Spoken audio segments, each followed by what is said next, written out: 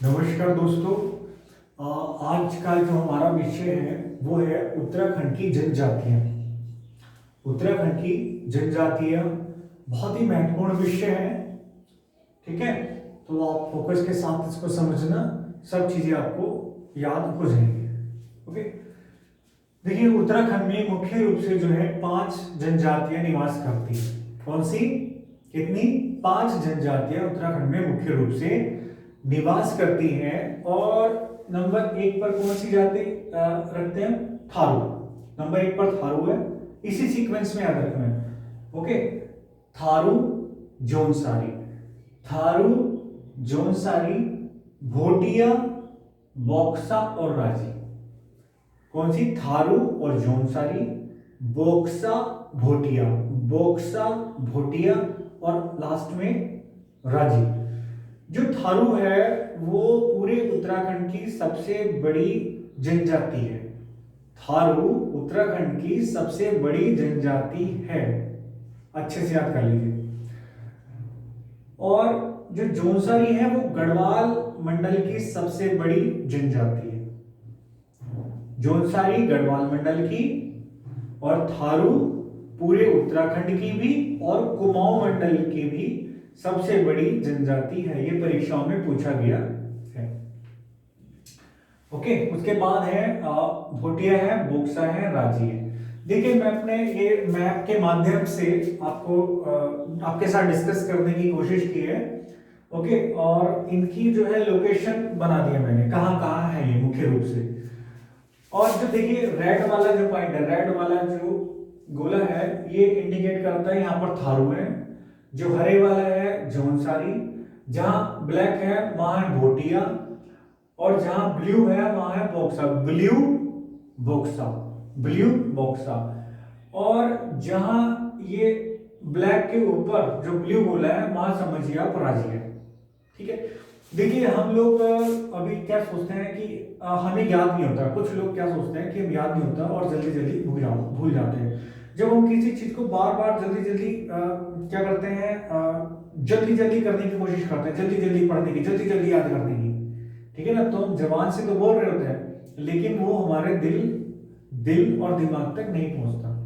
ठीक है, तो अगर अगर आपको कोई बात देर तक याद रखनी है तो आपको उसको आत्मसात करना पड़ेगा, यानी कि पूरा फोकस से, पूरा ध्यान से, पूरा मगन होकर इसको देखना पड़ेगा। तो फिर आपको इसमें बहुत ज्यादा मेहनत करने की जरूरत नहीं पड़ेगी। तो जो भी मैं बात बोलूं पूरा आत्मसात करके, पूरा दिल से, ध्यान से, मन लगाकर आप सुनेंगे तो एक ही बारे में याद हो जाएगा। ओके, तो थारू हो गई, जौनसारी हो गई, भोटिया हो गई, बोक्सा हो गई, राजी हो गई। अब आ जाइए मैप, ये उत्तराखंड का मैप। ओके, और सबसे पहले देखते हैं थारू। देखिए जो थारू है, थारू मुख्य रूप से कहां है? ये उधम सिंह नगर में। थारू मुख्य रूप से कहां है? उधम सिंह नगर जिले में। हमने पढ़ा था ना मैप, हमने मैप पढ़ा था ना। ये कौन सा था बताइए जरा, एक बार रिवाइज कर लीजिए। पिथौरागढ़ फर्स्ट वीडियो में हमने डिस्कस किया था, सारे मैप लर्न किए थे। ठीक है ना, ये वाला तो सारे जिले लर्न किए थे। ये पिथौरागढ़, ये बताइए, वेरी गुड। चमोली, ये उत्तरकाशी, देहरादून, हरिद्वार, यस, पौड़ी गढ़वाल, नैनीताल, उधम सिंह नगर, चंपावत। ओके, और फिर हमने पढ़ा था चार जिले हम लैंड लॉक्ड है। कौन कौन से? उत्तरकाशी के नीचे 2, रुद्रप्रयाग और टिहरी गढ़वाल, वेरी गुड। और फिर चमोली के नीचे कौन से बताइए, कौन सा है ये? यस, बागेश्वर, और ये अल्मोड़ा। ठीक है, याद, बहुत अच्छा। तो जो थारू जनजाति है वो उधम सिंह नगर में निवास करती है। और इसी क्रम में याद कर लेते हैं, किच्छा, सितारगंज, खटीमा और नानक मत्ता। किच्छा, सितारगंज, खटीमा और नानक मत्ता। नहीं, ये गड़बड़ हो गया। ये जो है खटीमा जो है ये वाला है, खटीमा ये वाला है, और नानक मत्ता है ये वाला। ठीक है, किच्छा, सितारगंज, किच्छा, सितारगंज, किच्छा, सितारगंज, नानकमत्ता और खटीमा। ये खटीमा, ठीक है, लास्ट वाला खटीमा है। देखिए यहाँ हमने पढ़ा था, जब नदियां पढ़ी थी तो यहाँ एक नानक सागर झील है। कौन सी? नानक सागर झील है, और नानक सागर के ठीक दक्षिण में नानकमत्ता बसा हुआ है। नानक सागर के ठीक दक्षिण में क्या है? नानकमत्ता। तो एक बार रिवाइज कीजिए, बताइए कौन सा है? किच्छा, सितारगंज, नानकमत्ता और खटीमा। और क्या है? खटीमा। क्लियर? ये क्या है? थारू। ओके जी, ये है थारू। थारू के बाद जौनसारी। जौनसारी मुख्य रूप से आपको पता ही है देहरादून में है, और देहरादून में जो कालसी से लेकर ऊपर तक, यानी कि पूरा जो आधा समझ लीजिए, जो आधा देहरादून जिला है उसका जो उत्तरी क्षेत्र है पूरा कालसी से लेकर ऊपर तक त्यूनी में, ये यहाँ पर जौनसारी है। मुख्य रूप से क्या? कालसी, चक्राता और त्यूनी। कालसी, चक्राता और त्यूनी में, ठीक है, जौनसारी यहाँ बस करता है। हालांकि गवर्नमेंट जॉब में है तो बाहर भी जा रहे हैं, लेकिन जो मूल स्थान है वो यही है, कालसी, चक्राता और त्यूनी। अब आ जाइए भोटिया। भोटिया जो है बहुत ज्यादा उत्तरी क्षेत्रों में है, यानी कि बहुत ज्यादा ऊंचाई वाले क्षेत्रों में है अधिकांशतः। तो जो ये वाली बेल्ट है ना, ये यहाँ ये भोटिया है सारे के सारे, आपको दिख भी रहा होगा, देखो ब्लैक ब्लैक बना रखा है। तो अगर हम उत्तरकाशी से देखें तो उत्तरकाशी में जब हमने नदियां पढ़ी थी तो हमने यहां से पढ़ा था कि एक भगीरथी की सहायक नदी आ रही है यहां से, जाड़ गंगा। क्या आ रही है? जाड़ गंगा। तो जाड़ गंगा के पास ही ये बसे हुए हैं, क्या है यहाँ? अंगर, जादूंग और नीलंग। अंगर, जादूंग और नीलंग। एक बार मेरे साथ बोलिए, अंगर, जादूंग, नीलंग। एक बार फिर से बोलिए, वेरी गुड। अंगर, जादूंग, नीलंग जाड़ गंगा के पास है, और इसीलिए जो यहां भोटिया रहते हैं, इन भोटिया लोगों को बोलते हैं जाड़। क्या बोलते हैं? जाड़। ठीक है, जाड़ गंगा के पास रहता है। और जो चमोली, चमोली है, और चमोली में जो उत्तर की तरफ है, जैसे ये माणा आपको पता ही है, बद्रीनाथ से ऊपर, यहाँ अलकनंदा नदी के पास, ठीक है ना। तो माणा में, ठीक है ना, बद्रीनाथ से ऊपर जाएंगे आप तो यहाँ माणा में मिलेंगे आपको, माणा के पास, और माणा अलकनंदा नदी के पास। और नीति, यहाँ क्या है? नीति, और यह है मल्लारी। ये नीति है, मल्लारी, ये धौलीगंगा के पास। ये इधर पूर्वी धौलीगंगा, इधर पश्चिमी धौलीगंगा। डीजी मतलब पश्चिमी धौलीगंगा। तो पश्चिमी धौलीगंगा के पास कौन से? नीति और मल्लारी। और यहाँ वाले जो ये भोटिया हैं, इनको बोलते हैं मारछा या तोलछा। तो जो चमोली वाले हैं इनको बोलते हैं मारछा या तोलछा, और इनको बोलते हैं जाड़। ओके, आगे बढ़ते हैं। अब पिथौरागढ़ में काफी भोटिया लोग हैं, और वही जैसे मैंने बताया बिल्कुल उत्तर की तरफ, यानी कि महाहिमालय में रहता है, ठीक है ना, महाहिमालय की घाटियों में। ओके, तो यहां देखते हैं, यहाँ जो हमारी ये है गौरी गंगा। कौन सी नदी है? गौरी गंगा। तो गौरी गंगा किसकी सहायक नदी है? ये किसमें? काली में मिल जाएगी। ओके, तो ये है गौरी गंगा, और गौरी गंगा के पास है, देखिए, डूंग, और उसके बाद मिलम, ठीक है ना, मिलम ग्लेशियर सुना ना, उसके पास। तो डूंग, मिलम, टोला, डूंग, मिलम और टोला, ठीक है। डूंग, मिलम और टोला, ठीक है जी। डूंग, मिलम, टोला। एक बार मेरे साथ बोलिए, यस भाई, मिलम तो आपको याद ही है, डूंग, मिलम और टोला। ओके, ये अब आज ये धौलीगंगा के पास, धौलीगंगा, पूर्वी धौलीगंगा। यहां पर जो है, यहां धौलीगंगा के पास ये तेड़ांग। कौन सा? तेड़ांग है, तेड़ांग। तो यहां पर ये निवास करता है, तेड़ांग में, ठीक है ना, तेड़ांग। अब इधर आ जाइए, हमने यहाँ जब नदियां पढ़ी थी तो काली नदी के अंदर जो हमने पढ़ा था, तो कुठियांगटी पढ़ा था, कुठियांगटी नदी के। तो कुठियांगटी, तो कुठियांगटी के पास क्या है, जोलिंग कोंग, जोलिंग कोंग और कुटी, जोलिंग कोंग और कुटी। ओके, तो कौन से हो गए, डूंग, मिलम, टोला, और यहां पर भी रहते हैं डूंग, मिलम, टोला, तेडांग धौलीगंगा के पास, और जोलिंग कोंग और कुटी, कुठियांगटी नदी के पास, ये धौलीगंगा के पास, पूर्वी धौलीगंगा, और ये है गौरीगंगा। ठीक है, तो ये भोटिया लोग यहाँ पर निवास करते हैं। और यहाँ वाले जो पिथौरागढ़ के जो भोटिया लोग हैं इनको बोलते हैं जोहारी और शोका। क्या बोलते हैं, जोहारी और शोका। क्या बोलते हैं, जोहारी और शोका। ये क्या है, जोहारी, और इनको शोका बोलते हैं। और जो उत्तरकाशी वाले हैं उनको क्या बोलते हैं, जाड़, और जो चमोली वाले भोटिया हैं उनको बोलते हैं मारछा या तुलछा, और जो पिथौरागढ़ वाले हैं उनको बोलते हैं जोहारी या शोका। क्लियर, आगे बढ़ते हैं। अब बात करते हैं बोक्सा। देखिए बोक्सा काफी फैले हुए हैं, अलग ही तरह के क्षेत्रों में ही है बोक्सा।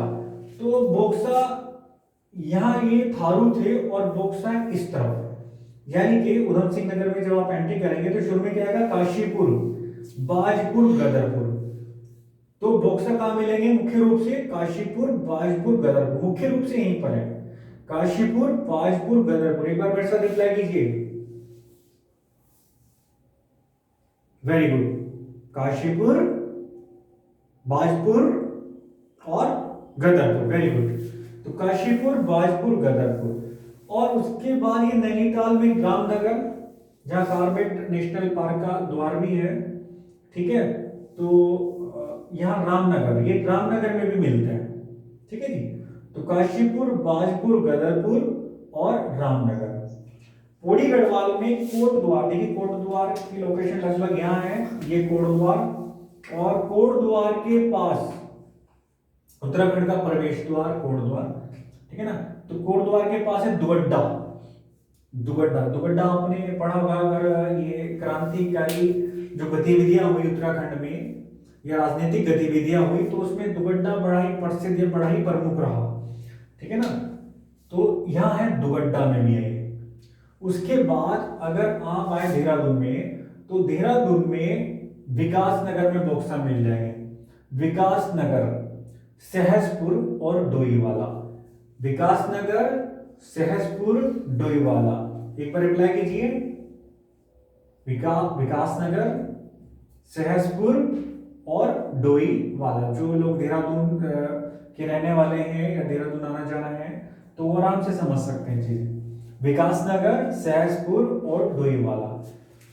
ओके, तो ये हो गए हमारे बॉक्सर, काशीपुर, बाजपुर, गदरपुर, रामनगर, दुगड्डा, विकास नगर, सहसपुर और डोईवाला। अब इसके बाद बात करते हैं राजी। राजी, अब देखिए राजी जो है आप मुख्य रूप से समझ लीजिए, ये उत्तराखंड के पूर्वी क्षेत्रों में मिलता है, बिल्कुल। तो यहां पर धारचूला, ठीक है ना, नेपाल से टचुरा हो रहा है, धारचूला, ठीक है, पिथौरागढ़ में प्रसिद्ध स्थान है धारचूला। डीडी हाट, धारचूला, रांची की बात चल रही है, धारचूला, डीडी हाट, कनाली छीना, कनाली छीना, बोलिए जरा मेरे साथ एक बार, ये कौन सा है, वेरी गुड, ये वेरी गुड, ये यस, कनाली छीना, वेरी गुड। ये कौन सा है, धारचूला, डीडी हाट, कनाली छीना, चंपावत के गांव में मिलते हैं, चंपावत में भी है थोड़े से, और उसके बाद है नैनीताल में एक जगह, यहां पर भी है, नैनीताल में भी है थोड़े से, बहुत थोड़े से, ठीक है ना। तो लेकिन मुख्य रूप से आप कहां कह सकते हैं इनको, पिथौरागढ़ में, ठीक है ना, पिथौरागढ़ के दक्षिण में, पिथौरागढ़ के दक्षिण में आप कह सकते हैं रांची, पिथौरागढ़ के उत्तर में आप कह सकते हैं भोटिया। ओके, क्लियर, ठीक। अब थारू के बारे में थोड़ा सा डिटेल में समझने की कोशिश करते हैं कि इनका संस्कृति क्या है, रहन सहन क्या है, खान पान क्या है, अर्थव्यवस्था क्या है, ठीक है ना, और ये मूल रूप से किस जाति के हैं। तो जो थारू लोग हैं उत्तराखंड में तो मिलते ही हैं, और ये उत्तर प्रदेश के तराई वाले जो क्षेत्र हैं, उत्तर प्रदेश के तराई तराई वाले क्षेत्रों में, और नेपाल में भी है, और नेपाल में भेची भेची से लेकर, हालांकि पूरे देश में काफी क्षेत्रों में है, नेपाल में भेची से लेकर और ये महाकाली तक उसके भी तराई और भाबर क्षेत्र में मिलते हैं। ये मुख्य रूप से किरात वंश के माने जाते हैं कि ये किरात वंश के वंशज हैं, और ऐसी मान्यता है कि ये थार मरुस्थल से, राजस्थान के थार मरुस्थल से यहाँ पर आए, इसलिए इनका नाम हो गया थारू। ये महाराणा प्रताप के वंशज अपने आप को मानते हैं, और मुख्य रूप से इनका धर्म जो है हिंदू है।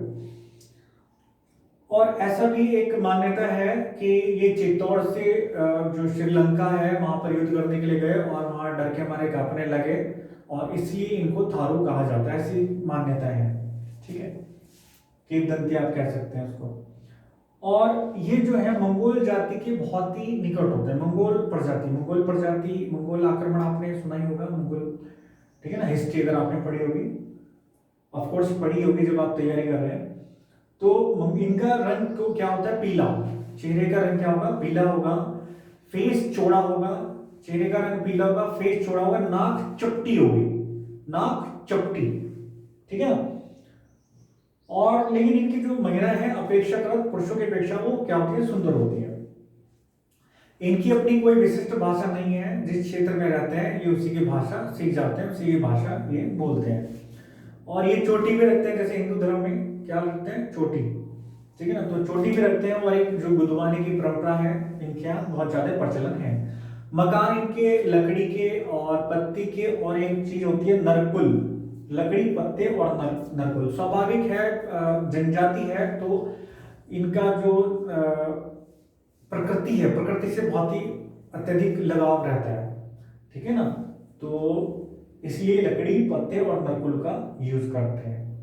हालांकि बहुत सारे जो थारू लोग हैं गवर्नमेंट जॉब में भी हैं, अलग अलग स्थानों पर भी रहे हैं, लेकिन जो मूल रूप वाले हैं वो इन्हीं चीजों का यूज करते हैं। इनका मुख्य भोजन जो है चावल है और मछली है।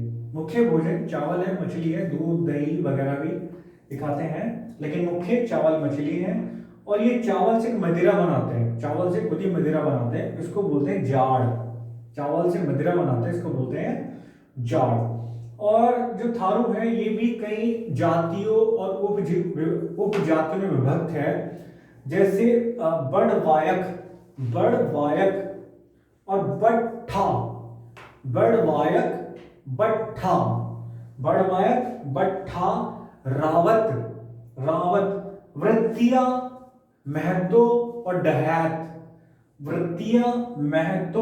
डहैत, हो सकता है आप में से एग्जाम में कुछ भी एक पूछ लें कि महतो या डहैत का संबंध किस जनजाति से है, तो एक बार इनको देख लें।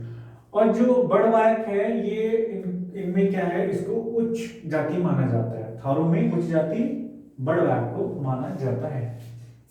आगे बढ़ते हैं। देखिए जब इनमें जो सगाई की परंपरा होती है, सगाई, ठीक है ना, जैसे हमारे होते हैं, तो इनमें बोलते हैं अपना पराया। क्या सगाई को क्या बोलते हैं, अपना पराया, जब सगाई होती है। और जब शादी की तारीख फिक्स करने के लिए जाते हैं, शादी की तारीख जब फिक्स होती है उसको बोलते हैं बात कट्टी। बात कट्टी तो ऐसे लग रहा है कट्टी, लेकिन एक्चुअली में बात वो पक्की होती है, ठीक है ना। तो बात कट्टी क्या है, शादी की तारीख फिक्स। और चाला आपने सुना ही होगा, बिहार में भी काफी चलता है। चाले में क्या है, चाला क्या होता है कि जब लड़की शादी कर लेती है उसके एक दिन वहां ससुराल में रहती है, और उसके बाद अपने मायके वापस आ जाती है। उसके बाद चाला, एक पीरियड के बाद फिर वो वापस अपने ससुराल में जाती है, तो उसको जब वापस जाते हैं तो उसको बोलते हैं चाला। ओके, यहाँ पर विधवा विवाह की भी व्यवस्था है, मतलब विधवा विवाह भी प्रचलित है। अगर कोई लड़की शादी हो जाती है उसकी, और चाला होने से पूर्व किसी कारणवश उसके पति की मृत्यु हो जाती है, तो क्या करते हैं, लड़की के जो पिता हैं वो क्या करते हैं, सबको अपनी बिरादरी के लोगों को आमंत्रित करते हैं, उसकी शादी करते हैं दूसरी जगह, और ये लठ भरवा भोज जब आमंत्रित करते हैं तो क्या करते हैं, लठ भरवा भोज, जो भोजन कराते हैं उसको बोलते हैं लठ भरवा भोज। महिलाओं को पुरुषों की अपेक्षा इनमें उच्च स्थान प्राप्त है, और संयुक्त परिवार है, सामान्यतः संयुक्त परिवार है, और जो मुख्य होता है, जो परिवार का सबसे वृद्ध व्यक्ति होता है वो होता है। हालांकि एकाकी परिवार भी अब मिलने लगे हैं।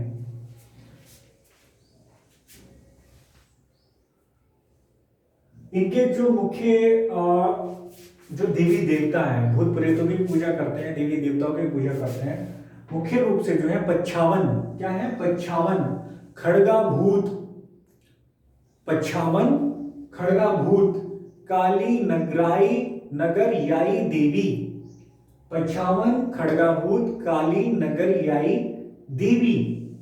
भूमिया, भूमिया बड़ा बाबा ऐसे भी कह सकते हैं इनको, प्रचलित है भूमिया, कोरोदेव, राकत और कलवा, राकत और कलवा। ठीक है जी, एक बार बोलिए, 55 खड़गाभूत काली नगरियाई देवी, वेरी गुड। फिर बड़ा बाबा किसको बोलते हैं, भूमिया, कोरोदेव, राकत और कलवा, काली कलवा, काली कलवा ऐसे भी याद कर सकते, काली कलवा। इनके जो मुख्य त्योहार हैं, बजर है, दीपावली है और होली है। बजर ये बैसाख में मनाते हैं या ज्येष्ठ में, और दीपावली को ये शुभ पर्व के रूप में मनाते हैं। ये विशेष बात है, बहुत इंपॉर्टेंट है, परीक्षा में कई बार पूछा गया है। और होली जो है इनकी 8 दिन बनती है, और उसमें ये महिला पुरुष दोनों मिलकर क्या करते हैं, खिचड़ी नृत्य करते हैं। क्या करते हैं, खिचड़ी नृत्य, माघ की खिचड़ी त्योहार भी इसको बोलते हैं, खिचड़ी नृत्य।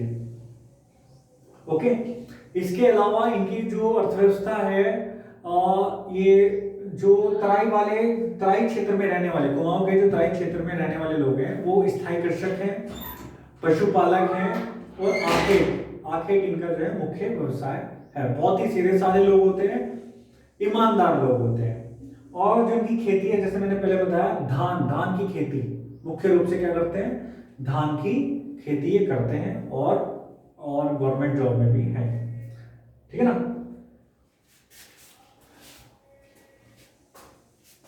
तो मैं प्रश्न बोल रहा हूं, ठीक है ना, अब आप इसको फटाफट नोट कीजिए।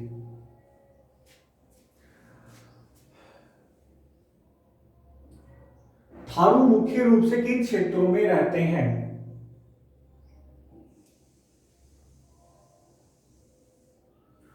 बोक्सा, बोक्सा,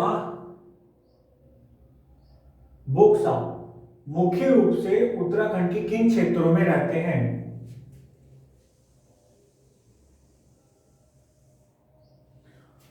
भोटिया किस हिमालय क्षेत्र में रहते हैं। भाई हिमालय के 4 भाग है ना, ट्रांस हिमालय, व्रत हिमालय, यमा हिमालय, उसके बाद मध्य या लघु, और उसके बाद क्या है, शिवालिक हिमालय। पढ़ा था ना हमने हिमालय के भाग। ठीक है, भौगोलिक विभाजन, उत्तराखंड का भौगोलिक विभाजन में हमने पढ़ा था सब। ओके, तो मुख्य रूप से भोटिया किस हिमालय क्षेत्र में रहते हैं। जोनसारी किस क्षेत्र में रहते हैं, किन क्षेत्रों में रहते हैं।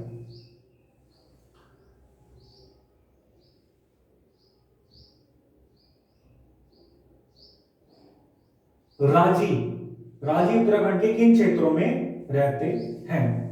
ओके, ठीक है। जो थारू है उनका संबंध किस वंश से माना जाता है।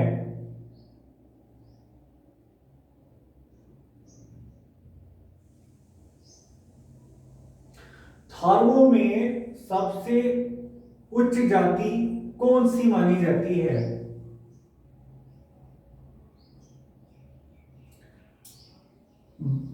थारुओं के संदर्भ में बात कट्टी क्या है।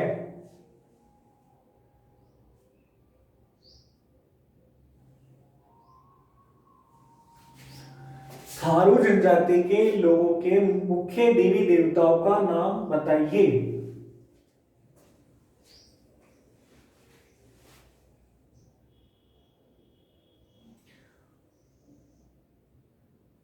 थारू लोगों के मुख्य त्योहारों के नाम बताइए।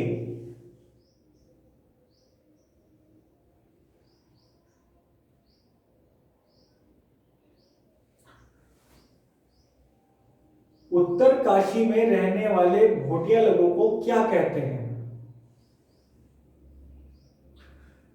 चमोली जिले में रहने वाले भोटिया लोगों को क्या कहते हैं?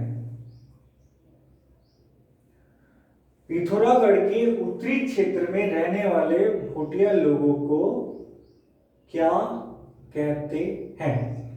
ओके, तो एक बार इसको वीडियो को आप देखिए, ठीक है ना, 2 बार देख सकते हो, 2 बार देख लीजिए और फिर इन प्रश्नों के उत्तर दीजिए। ये आपको बिल्कुल बढ़िया हो जाएगा और साथ ही आपके नोट्स भी तैयार हो जाएंगे। हाँ, मैं अपना अनुभव आपके साथ जरूर शेयर करूंगा। यदि कोई ऐसा निर्णय है कि बहुत ही क्रिटिकल निर्णय है और आपको बहुत ही असमंजस की स्थिति हो रही है, तो आपको अपना फाइनल डिसीजन लेने के लिए कम से कम जो भी मैक्सिमम समय है, जो भी अंतिम समय तक जो भी आप उसको दे सकते हैं, तो उसको जरूर दीजिए। यानी कि अंतिम समय तक आप अपना निर्णय रिजर्व रखिए, ठीक है। और जब उसकी सीमा क्रॉस होने वाली हो, उससे पहले ही आप अपने निर्णय ले सकते हैं। वो मैं इसलिए कह रहा हूं क्योंकि जो बीच का गैप रहेगा, जो आपके असमंजस की स्थिति रहेगी, करे ना करे, करे ना करे, ठीक है ना, उसमें बीच में क्या हो सकता है, कुछ भी ऐसी घटना हो सकती है, कुछ और बात हो सकती है जिसके आधार पर आपको सही डिसीजन लेने में, सही निर्णय लेने में आसानी हो जाएगी। ओके, तो यही कहना था आपसे, यही शेयर करना था। तो आज के डिस्कशन का समापन करते हैं, नेक्स्ट वीडियो में मिलते हैं नेक्स्ट विषय के साथ। तो इसी के साथ नमस्कार और जय हिंद, जय भारत।